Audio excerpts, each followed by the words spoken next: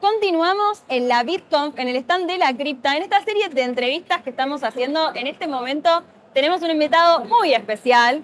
Lunaticoin, bienvenido. Muchas gracias por estar hoy con nosotros. Gracias por invitarme. Un placer. Lunaticoin es muy conocido en redes sociales a través de su podcast y de la creación de contenido. ¿Hace cuánto empezaste con este proyecto?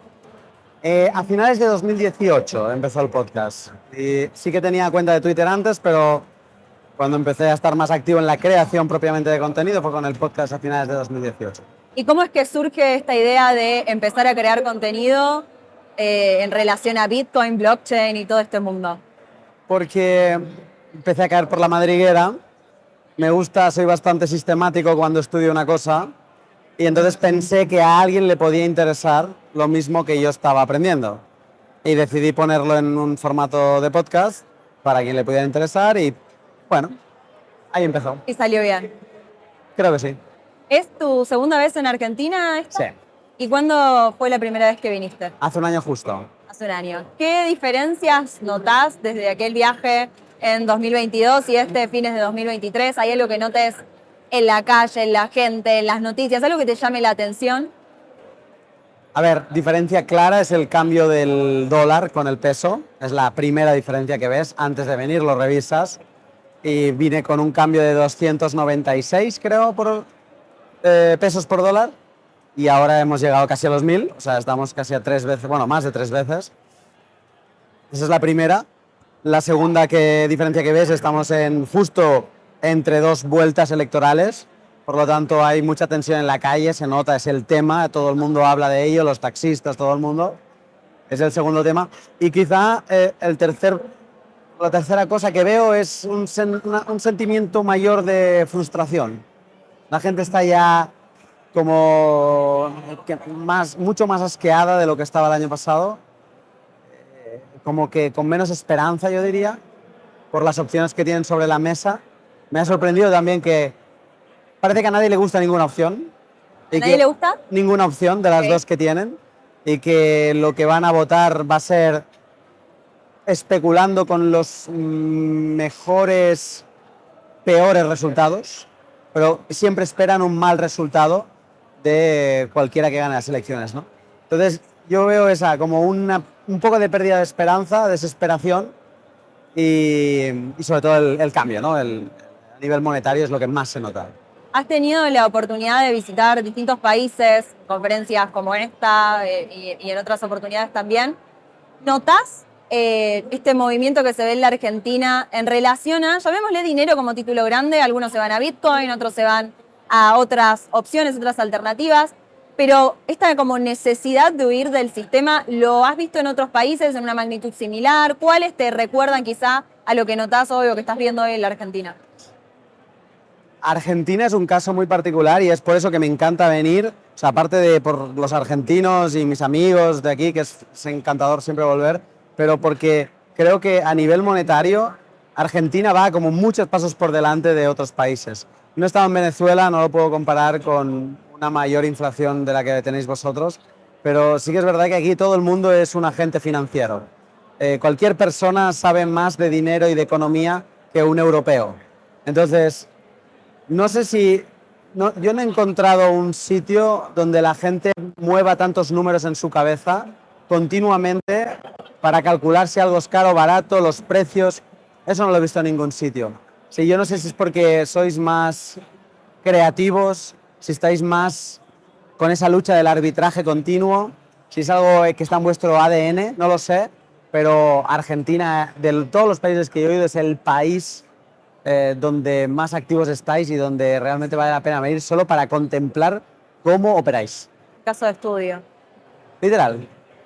Pensaba, recién decías, comparando con el europeo, ¿qué crees que puede llegar a ser más, podemos verlo desde el punto de vista positivo o negativo, más una oportunidad o una amenaza, pero el hecho de vivir en estos países donde por un lado tenés la Argentina, donde se avasallan mucho más libertades, hay un mayor control estatal. Por otro lado, hemos conversado, vos has hecho mención muchas veces, que quizá en Europa es más eficiente ese control, no tan grande, pero más eficiente.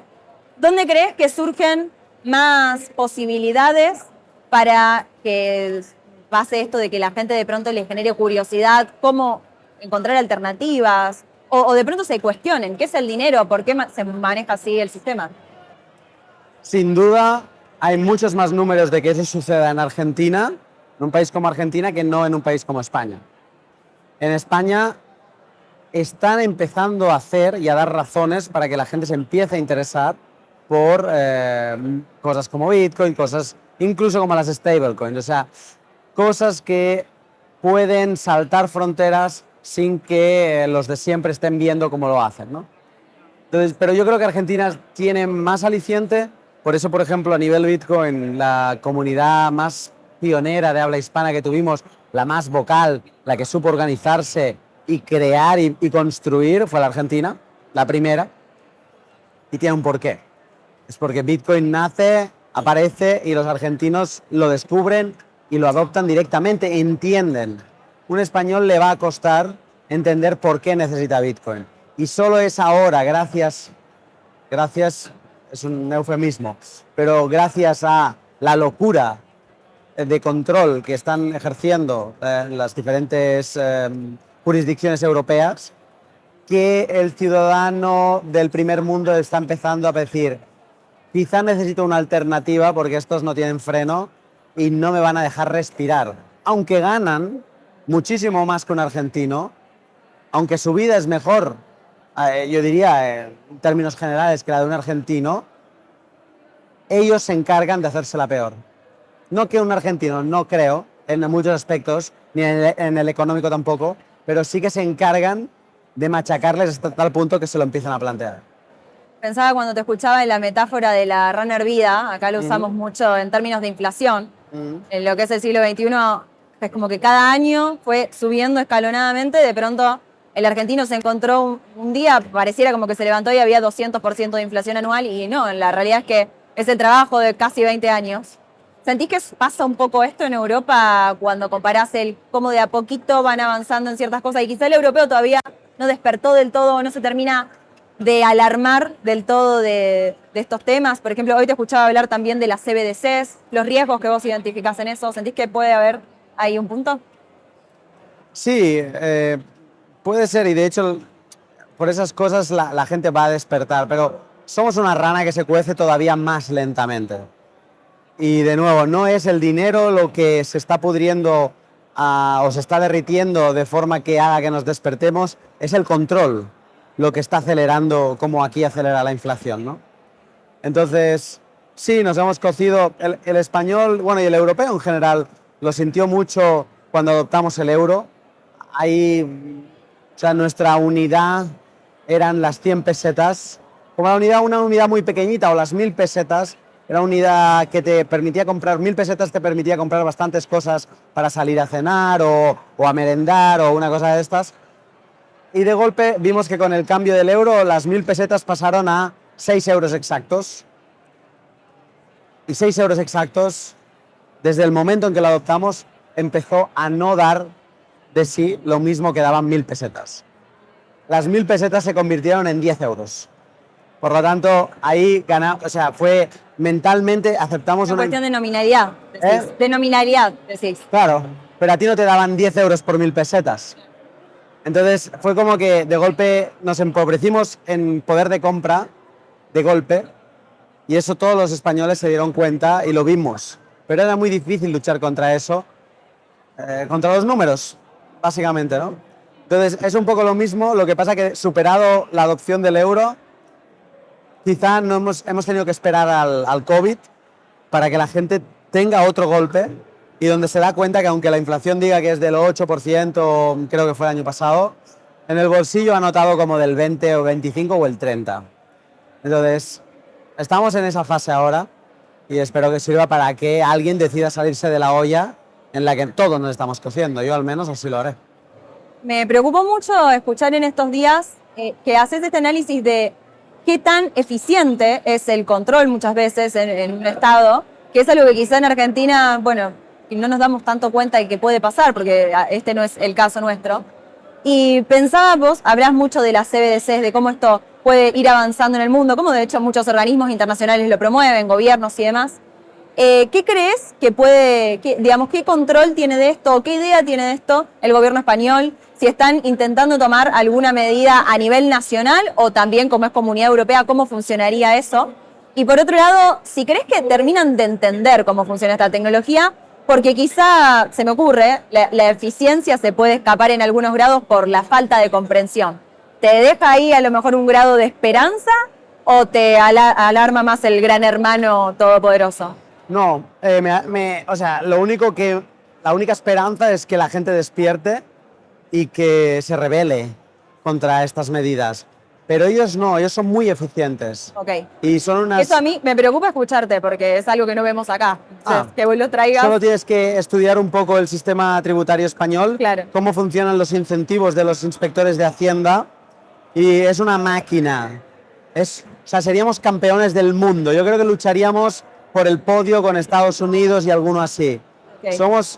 España es una máquina del espionaje masivo. Y además que cuando ellos consideran que tú les debes algo, te lo quitan de la cuenta y ya está.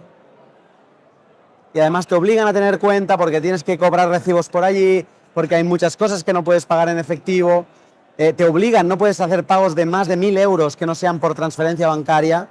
Entonces, cualquier cosa que tú quieras comprar que supere 1.000 euros, si tú vas con 1.000 euros, son 10 papelitos de 100 o 2 de 500, no puedes hacerlo, no puedes pagar. Entonces, es un control total. A mí no... O sea, creo que cosas que se le escapan son cosas como Bitcoin. Eso no lo tenían en el calendario, digamos, no lo vieron venir. Pero cada vez quieren más. Cada vez ahora van a poner un pasaporte europeo. Todas las grandes decisiones se deciden desde Europa. Y parece, no sé, que toda Europa está dormida, yo no lo entiendo. Pero nos van a imponer esto, nos van a controlar cada vez más, vamos a tener que entrar al metro y utilizar nuestro identificador. Va a ser una maldita distopía. Entonces, sí, eso me preocupa y por eso yo estoy siempre a punto de irme a otro sitio. Porque lo que no voy a aceptar es tener que malvivir, porque hay otros sitios donde tú puedes hacer arbitraje jurisdiccional. Alguien, por ejemplo, o sea, yo defiendo que en Argentina se tiene que optar por un modelo, llámale dolarización, llámale X, yo creo que la dolarización es lo mejor, pero por un tema de que todo el mundo tenga las mismas oportunidades. Ahora mismo, Argentina, no todo el mundo tiene las mismas oportunidades. Hay una gente que no se puede permitir el dólar, y hay una gente que sí. La gente que se puede permitir el dólar no tiene necesidad incluso de salir, de que el peso desaparezca, porque va a vivir extremadamente bien toda su vida. Entonces, el bitcoiner, el honesto, lo que quiere es un sistema en el que todo el mundo pueda escapar y que pueda decirle al Estado, yo no, gracias. Entonces, bueno, quizá con Bitcoin ya lo pueden hacer sin necesidad de dolarizar, pero lo importante es, si en España nos van a ahogar, yo me iré a un sitio como Argentina, viviré libre, porque aquí se disfruta mucho de libertad en muchos aspectos, quizá en otros se falla, pero me iré siempre a un país, yo priorizaré libertad siempre. Porque si no, ¿qué narices estamos haciendo aquí? Yo no vine aquí, o yo no quiero estar en este mundo para ser un esclavo. Y eso es lo que da la sensación que es hacia dónde vamos, y ya lo somos en parte. Entonces, la locura en la que se han metido, se han embarcado los gobiernos europeos, lo único que me hacen a mí es tener todas las herramientas bien engrasadas y bien preparadas para cuando sea necesario coger mis 12 palabras, ponerlas aquí en un USB o donde sean e irme a otro sitio. Te escucho hablar de esta palabra, libre. En torno a Bitcoin, en torno a todo este mundo hay mucho de la filosofía, de lo que representa, de valores. ¿Qué representa para vos? Imagino que libertad es una de esas palabras, pero ¿qué es Bitcoin? ¿Qué valores hay detrás? ¿Qué rescatás dentro de esto? Es que en Bitcoin es como hay unos valores que nos han inculcado nuestros abuelos, del ahorro, de ser productivo, de querer ser eficiente al máximo posible, que luego el sistema Fiat nos lo ha roto. Y viene desde... El Fiat tiene 52 años, pero esto viene desde antes, quizás desde la Primera Guerra Mundial. Nos han ido rompiendo el dinero y nos seguimos pensando que el dinero es lo que era. Entonces, Bitcoin es como que nos devuelve ese buen dinero aunque luego no se acaba utilizando en el día a día o lo que sea, pero nos devuelve un activo que es fácil de atesorar y que nos permite en el largo plazo, no en el corto, ganar poder adquisitivo. Entonces, Bitcoin es como esa esperanza, toda la esperanza que estamos perdiendo y que veo que la gente aquí está perdiendo. Para mí Bitcoin es esperanza de recuperar valores perdidos, valores del ahorro, el valor del trabajo y obviamente la libertad. La libertad de que un Estado se dedica a lo que se tiene que dedicar y que se vea obligado a dejarnos hacer porque a nosotros no nos puede tocar. O nos tiene que tratar bien para que nosotros queramos voluntariamente entregarle parte de nuestro Bitcoin a cambio de servicios. Entonces es como nos devuelve la batuta del poder y esos, entre otros valores, son los que yo creo que Bitcoin nos devuelve y nos aporta. Una última pregunta. ¿Qué consejo, qué mensaje le dejarías a una persona que te está escuchando ahora, está empezando a conocer este mundo? Muchas veces pasa que me imagino que te habrá pasado a vos también, al menos a mí me sucedió, de escuchar Bitcoin, querer ponerse a investigar y hay tanto para profundizar, tantas aristas, tantas disciplinas incluso. ¿Por dónde comenzar? ¿Cómo no agobiarse con tanta información? Mira, yo diría, hay mucho material, es verdad. Yo diría que buscase gente que es consistente produciendo contenido. Aquí me voy a poner yo como ejemplo, pero lo abro a cualquiera. Te iba a poner yo como ejemplo cuando terminaras de responder así. Pero así ya lo mencionábamos. Porque yo me dejo caer por muchas madrigueras, ¿no? Pero que busquen cualquier otra persona que haga esa misma labor, que lean los títulos de las cosas y que piensen si algo les atrae. Yo diría que lo mejor es que dejen guiarse por su curiosidad, que no hay un principio correcto ni un principio incorrecto. Si les interesa por el lado de la economía, está bien. Les interesa por el lado de la libertad, está bien. Por el lado del arte, porque quieren hacer no sé qué historia con criptoactivos, está bien. O sea, lo importante es dejarse guiar por algo que les vaya a empujar y que les vaya a hacer querer saber más y aprender más. Y a partir de ahí seguramente tocarán algo, rascarán en algo que cubrirá una necesidad que tienen. Yo creo que eso es lo mejor. No hay un camino exacto, no hay ese libro. Hay libros, hay el de 21 lecciones de Gigi que está bien, porque también hace un acercamiento muy amplio para que tú escojas. Pero por regla general yo diría, investiguen y decidan qué más les interesa relacionado con este mundo. Y déjense llevar. Excelente. Aprovecho a mencionar que tienen que escuchar el podcast de Lunaticon. ¿Dónde está disponible? Spotify y YouTube. Todas las plataformas de podcast, YouTube y sí. Excelente, ahí tienen mucho material para profundizar. Lunaticoin, muchas gracias por tenerte con nosotros, fue un placer conversar contigo. Gracias por invitarme.